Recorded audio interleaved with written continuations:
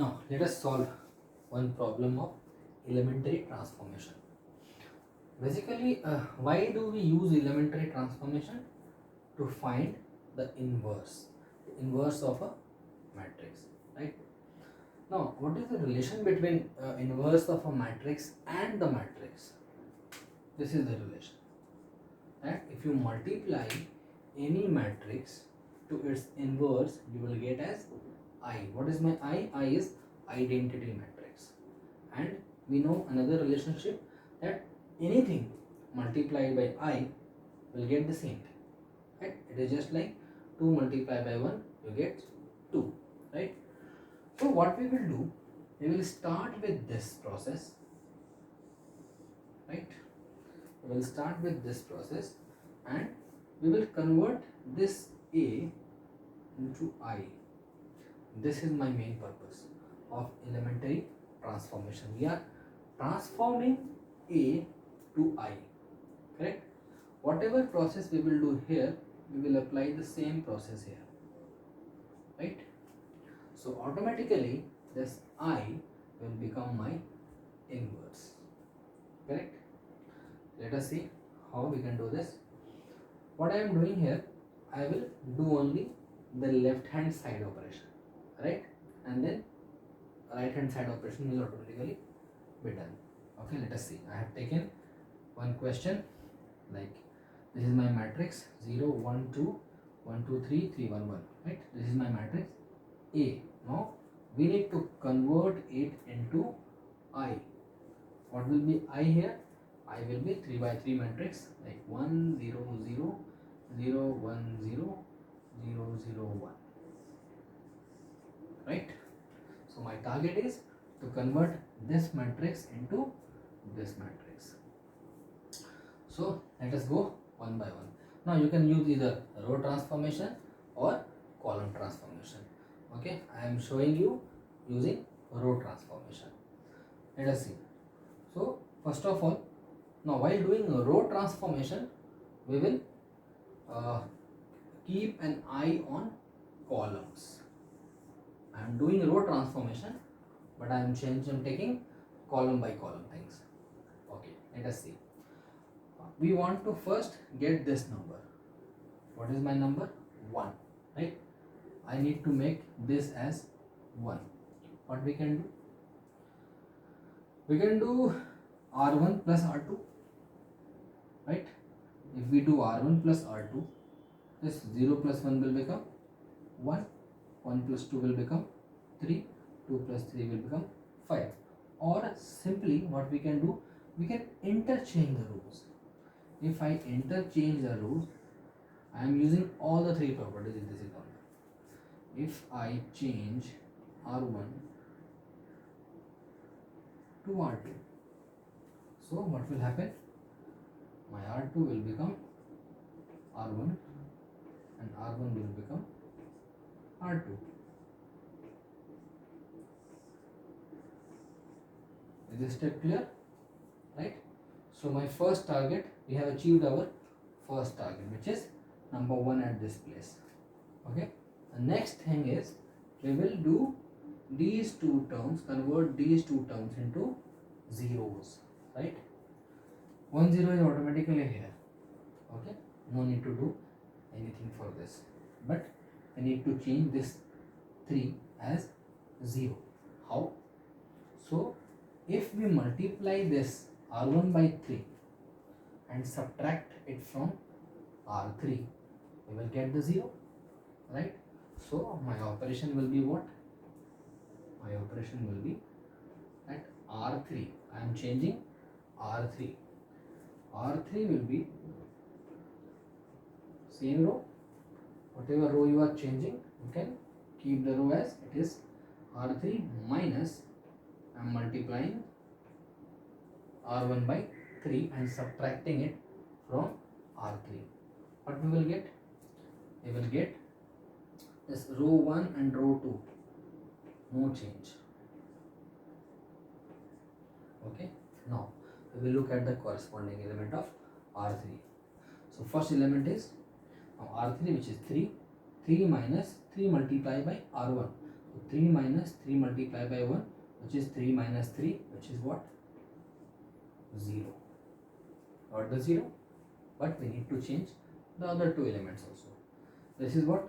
1 minus 3 multiplied by 2, which is 6. So 1 minus 6, which is minus 5. Correct? Now next, 1 minus 3 3 is 9. 1 minus 9, which is minus 8. Right? So we have our first column ready. Right? Now we will not change anything to first column. Okay. Now next target is to get this one. Always we will find first one and then we will make other two terms as 0. Now this is automatically 1. No need to do anything. Next step will be what? That we need to make this 2 zeros. I am going column wise, doing the rows operation but going column wise. So we have to make this as 0 and we have to make this as 0. Right? So let us say if I do operation on R1, R1 will become R1 minus 2R2. Correct? Now see, the benefit of getting this 2 zeros is if you operate anything, right, on R1 or R3 with respect to R2, this will not change because this is my 0. Anything you multiply to this will get 0, and if this is added to R1 or R2 or get subtracted by R1 or R3, nothing will change. So this column will remain unchanged. So R1 is what? R1 minus 2R2. Okay, and so R1 minus 2R2 we will get 0 here. Now let us operate simultaneously. Okay, this also we want to make 0. So if we multiply R2 by 5 and then we add it to R3, we will get 0 here also. So what we are doing? We are changing R3 to R3 plus 5R2. Multiplying R2 by 5 and adding it to R3. So it will automatically get 0. Let's see what changes we have done. So in R1, first in R1, R1 minus 2R2. First element, no change. Why? Because if you multiply this by 2, it will get 0, and 1 minus 0 is 1 only.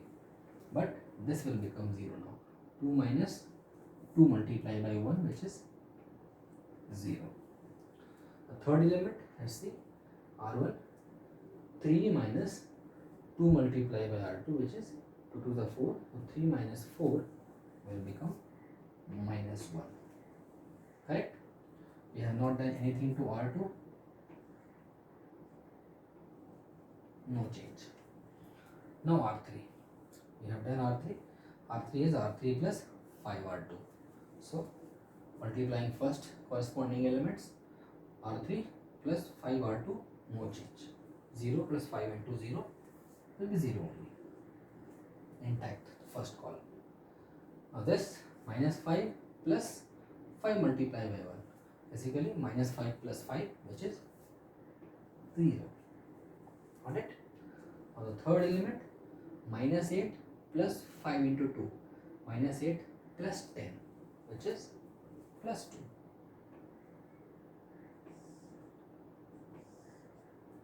Correct? So we can do both the rows simultaneously because we are multiplying R2. We are not doing anything to R2. We are multiplying R2 by corresponding numbers and adding or subtracting it to R1 or R3. Correct? Now what is my next step? So we have got the second column also. Next step is what? To get this as 1 and then the 2 zeros again. That is very simple. If we divide the third row, second rule, multiplying any row by a non-zero number. So what we can do here, if we divide this by 2, R3 by 2. What will happen? Simple. First row no change, then 0, 1, 2, 0, 0, 1. We have got our third element as 1. Right? Now the next step, we need to make this 0 and this also as 0. Similarly we can operate the two rows simultaneously. We can write, let's see, we need to make this as 0. So if we add this to R3, no change, but this will become 0. So we can say R1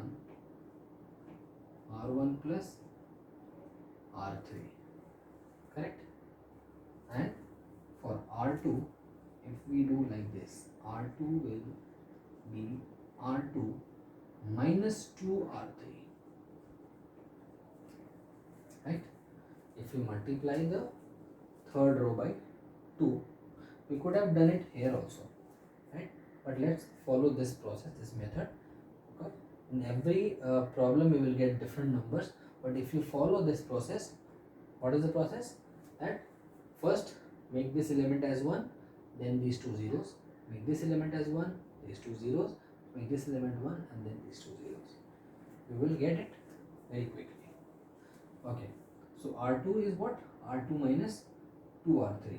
So if you multiply R3 by 2, no change here, but this will become 2, and then you subtract this from the second row, you will get this number as 0. So let us write my final answer: 1, 0, 0, 0, 1, 0, and 0, 0, 1. We have got the identity matrix, right? How many steps? 1, 2, 3, 4, 5. If you count this also as 2, 6, and 7, right? So in 7 or 8 step, max to max, you will get your identity matrix. Now what we will do? We will do the same steps to my identity matrix, correct? So because we have done this in RHS, we have converted our A to I. This was my A, we have converted it to I. Same step we will follow now. So my RHS 1, 0, 0, 0, 1, 0, 0, 0, 1. First step was R1 interchange with R2. I am not writing the steps now, I am just doing the conversion. So it will become 0, 1, 0, 1, 0, 0, 0, 0, 1.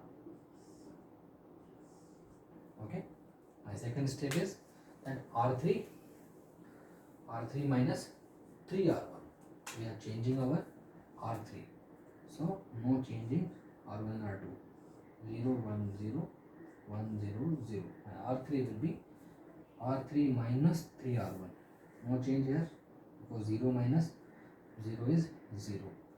0 minus 3 is minus 3. And 1 minus 0 is 1. My R3 has changed. Now next two steps, R1 will become R1 minus 2R2. So R1 multiply R2 by 2 and then subtract it from R1. So 0 minus 2, this will become minus 2. 1 minus 0, 1. 0 minus 0, no change. We are not doing anything to R2. So let us keep it like this only. Right? Now what is R3? R3 is R3 plus 5R2. So R3 is R3 plus 5R2. 0 plus 5. Rest same, because 0 is there. No change. Right? So we have done till this step. Now what we are doing? R3 divided by 2. Now we need to divide R3 by 2. So it will be minus 2, 1, 0, 1, 0, 0, 5 by 2 minus 3 by 2 1 by 2. We have reached to this step. Clear? Now the last two steps. R1 will become R1 plus R3. Okay, let us write. R1 will become R1 plus R3. So minus 2 plus 5 by 2. 1 minus 3 by 2. And 0 plus 1 by 2. No change in. Okay. And R2 is what? R2 minus 2 R3. So 1 minus 2 R3 is 5. 0 plus 3. 0 minus 1. Right? No change in R3. So it will be like 5 by 2 minus 3 by 2 1 by 2. Right? No? Simply we need to put the values now.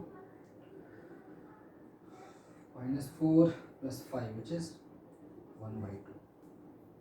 2 minus 3 is minus 1 by 2. And this is 1 by 2. Minus 4, 3, minus 1, 5 by 2, minus 3 by 2. This is my A inverse. We have changed I to A inverse. So this is how we can use our elementary transformation to find the inverse of a